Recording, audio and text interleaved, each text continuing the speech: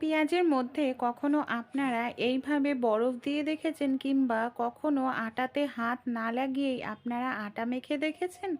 এমনই কিছু ছোট ছোট টিপস শেয়ার করব আপনাদের সঙ্গে। চলুন তাহলে আজকের টিপস আমরা দেখে নিই। আমরা যখন কোনো কিছু শপিং করি, এই ধরনের যে নরম একটা কাপড়ের ধরনের ব্যাগ হয় না, এটা কিন্তু কাপড় না, মানে ফ্রোমের টাইপের ব্যাগগুলো হয়। এই ব্যাগগুলোকে কিন্তু আমরা আরও দরকারি কাজে লাগাতে পারি। এখানে দেখুন কি করব। সবার প্রথমে ব্যাগের থেকে এইভাবে আমি কিছুটা অংশ কেটে নিচ্ছি।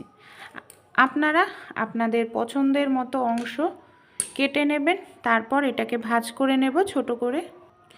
এইভাবে আমি এটাকে ভাঁজ করে নিয়েছি।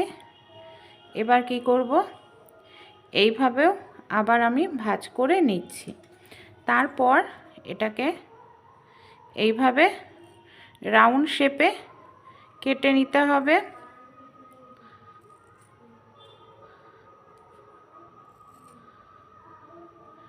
এইভাবে এই দেখুন, এখানে আমি কেটে নিলাম ছোট ছোট করে, এরকমভাবে পিস পিস হয়ে গেল। এবার এটাকে কি করব, আমাদের বাড়িতে এই ধরনের অনেক কৌটো থাকে, যেটার হয়তো ক্রিম শেষ হয়ে গেছে, এর মধ্যে এটাকে আমি ভরে নিচ্ছি। এরপর এর মধ্যে আমি দিয়ে দেব নারিকেল তেল। এইভাবে বেশ কিছুটা পরিমাণ নারিকেল তেল এর মধ্যে দিয়ে রাখবো। এইভাবে দিলেই দেখবেন খুব সহজে ভিজে যাবে কী কাজে ব্যবহার করব। অনেক সময় আমরা যখন অনুষ্ঠান বাড়িতে যাই, আমরা তো মেকআপ করি, নানা রকম লিপস্টিক, আইলাইনার এগুলো ব্যবহার করি, আর এগুলো পরিষ্কার করার জন্য আমরা দেখা যায় মেকআপ রিমুভ টিস্যু ইউজ করি, যেটা অনেকটা দাম, অনেকের কাছে থাকে না, আর সেগুলোতে কেমিক্যালও দেওয়া থাকে। আর তখন আপনারা এই টিস্যুগুলো নিয়ে নিন, এই যেটা আমরা নারকেল তেলে ভিজিয়ে রেখেছি, এই দেখুন, এটা দিয়ে আপনারা খুব সুন্দরভাবে আপনাদের মেকআপ পরিষ্কার করতে পারবেন। আর যেহেতু নারকেল তেল দেওয়া রয়েছে, তাই এটা ত্বকের জন্যও কিন্তু ভীষণ ভালো। আর পুরো মেকআপ, লিপস্টিক, আইলাইনার খুব সহজেই উঠে পরিষ্কার হয়ে যাবে।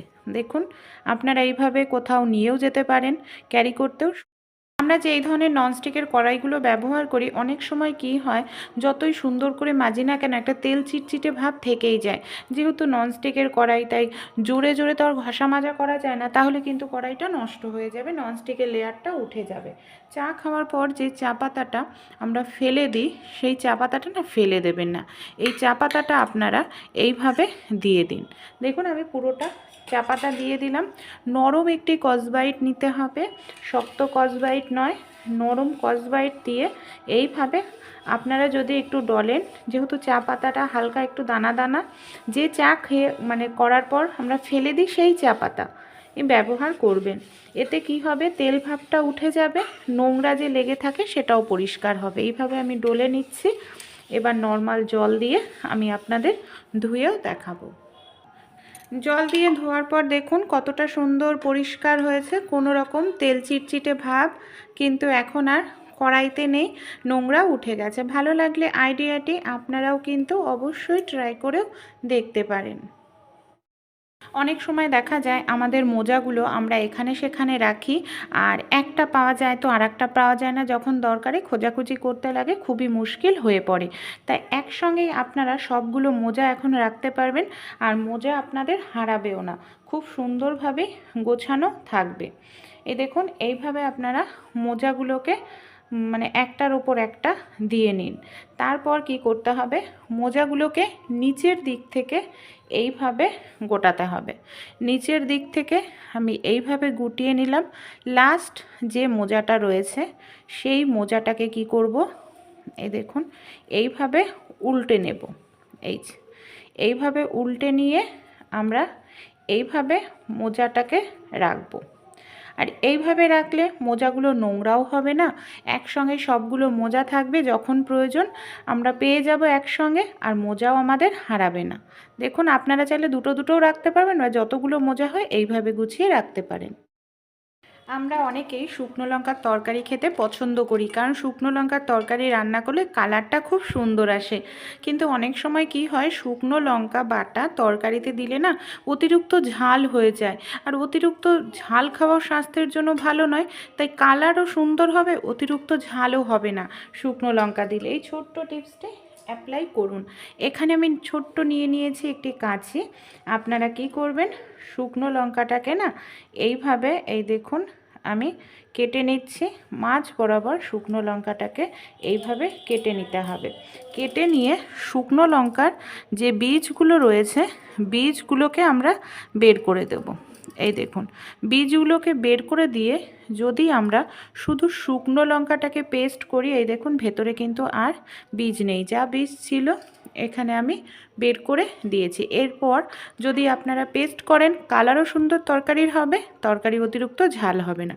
যতগুলো প্রয়োজন ততগুলো লঙ্কাই এইভাবে আপনারা বীজ বের করে নেবেন। আমরা যেই কাঁচিগুলো ব্যবহার করি, অনেক সময় দেখা যায় না কাঁচির ধারটা না চলে যায়, আর কাঁচির ধার চলে গেলে ঠিকঠাক মতো আমরা কাটতে পারি না কোনো কিছু। শুধু কাঁচির নয়, অনেক সময় এই ধরনের বাড়িতে থাকা ছুরিগুলোরও ধার চলে যায়। খুব সহজেই আমরা সবজি কাটতে গিয়ে মুশকিলের মধ্যে পড়তে হয়, ধার কিভাবে করে নিতে পারবো। আমরা যে স্কচব্রাইটগুলো কিনে নিয়ে আসি, যখন নতুন থাকে তখন না দেখবেন এর ওপরটা না খুব ধার ধার থাকে, আর নতুন অবস্থাতেই করতে হবে, পুরনো হয়ে গেলে কিন্তু হবে না। এইভাবে না ঘষে নেবেন। দেখুন এইভাবে ঘষছি, কতটা আওয়াজ হচ্ছে দেখতে পাচ্ছেন, তাহলে কি পরিমাণে ধার রয়েছে। এইভাবে একটু ঘষবেন, আপনাদের যে ছুরি কাঁচির ধার চলে গেছে দেখবেন খুব সহজেই ধার কিন্তু বাড়িতেই আপনারা ফিরিয়ে আনতে পারবেন। এইভাবে একটু ঘষলেই আর আপনাদের কাটতে অসুবিধা। অনেক সময় কি হয়, আমাদের অনেকটা পরিমাণ পেঁয়াজ কাটার প্রয়োজন পড়ে, আর দেখা যায় পেঁয়াজ কাটতে গেলে আমাদের চোখ দিয়ে জল বের হয়, সেই সঙ্গে চোখ জ্বালা করতে থাকে, খুবই অসুবিধার মধ্যে পড়তে হয় পেঁয়াজ কাটতে গেলে অনেকটা পরিমাণ। তখন এই ছোট্ট টিপসটি আপনারা অ্যাপ্লাই করতে পারেন। একটি পাত্রের মধ্যে আমি এখানে নিয়ে নিয়েছি বেশ কিছুটা পরিমাণ জল। জলের মধ্যে আমি দিয়ে দিচ্ছি বরফ। আপনারা যদি ঠান্ডা ফ্রিজের জল দেন তাহলে বরফ দেওয়ার প্রয়োজন নেই। এখানে আমি এই বরফ জলের মধ্যে পেঁয়াজগুলোকে 2 মিনিটের জন্য শুধু একটু ভিজিয়ে রাখবো। 2 মিনিট ভিজিয়ে রাখলে কি হবে, পেঁয়াজের যে রসটা আছে না সেটা দেখবেন জমাট বেঁধে যাবে, যার কারণে এবার আপনারা যত ইচ্ছা পেঁয়াজ কাটতে পারেন, আপনাদের চোখ জ্বালাও করবে না, আর চোখ দিয়ে জলও বের হবে না। আর এইভাবে ঠান্ডা জলে যদি আমরা ভিজিয়ে রাখি, আরও একটি যে সুবিধা হবে, পেঁয়াজের যে খোসা আছে সেটা আমরা খুব দ্রুত তাড়াতাড়ি ছাড়িয়ে নিতে পারবো। আইডিয়াটি অবশ্যই আপনারাও অ্যাপ্লাই করেন। আশা করছি আপনারা এখন অনেকটা পরিমাণ পেঁয়াজ কাটতে গেলে কোনো রকম চোখ জ্বালা করবে না, চোখ দিয়ে জল বেরাবে না। আমরা অনেকেই আছি সর্ষের তেল খেয়ে থাকি রান্নায়, কিন্তু সমস্যাটা কি হয়, এই যে সর্ষের তেলের তরকারি যে আমরা রান্না করি, সর্ষের তেলটা ঠিকমতো গরম না হলে না তেলের মানে তরকারিতে একটি গন্ধ থেকে যায়, ভালো লাগে না সেই গন্ধটা। তাই সর্ষের তেলের মধ্যে সামান্য পরিমাণে একটু নুন দিয়ে দিয়ে ভালো করে নাড়াচাড়া করবেন। যদি তেল ঠিকঠাক মতো গন্ধও না মানে গরমও না হয়, তেল থেকে কোনো রকম গন্ধ বের হবে না তরকারি করার পর। অনেক সময় নতুন আলুর খোসা দেখা যায় খুব পাতলা হয়, আর আমরা যখন ছুরি বটি দিয়ে খোসা মানে কাটি, এতে কিন্তু খোসার সঙ্গে আলু আমাদের নষ্ট হয়। আমাদের বাড়িতে যেই ধরনের চা ছাঁকনি থাকে, চা ছাঁকনির সাহায্যেই দেখুন কত দ্রুত তাড়াতাড়ি আমরা আলুর খোসা ছাড়িয়ে নিতে পারছি। আর এইভাবে আলুর খোসা ছাড়ালে আমাদের কিন্তু খোসার সঙ্গে একটু আলু নষ্ট হয় না, আর খুব দ্রুত তাড়াতাড়ি খোসাটা ছাড়ানো হয়ে যায়। দেখুন, প্লাস্টিকের চা ছাঁকনি নিলে আপনারা হ্যান্ডেল ব্যবহার করবেন, আর যদি এই ধরনের পুরনো আপনাদের বাড়িতে স্টিলের লোহার ছাঁকনি থাকে, তাহলে ছাঁকনির যে কর্নারের দিকটা দেখবেন একটু ধার মতো থাকে, সেটার সাহায্যে বা এইভাবে চা ছাঁকনির যে স্টিলের চা ছাঁকনির নেটটা দেখবেন ধার থাকে, সেটা দিয়ে এইভাবে ঘষলে খুব সহজেই আলুর খোসা পরিষ্কার করে আপনারা নিতে পারবেন। এখানে আমি একটি পলিথিন নিয়ে নিয়েছি, অবশ্যই পরিষ্কার করে নেবেন।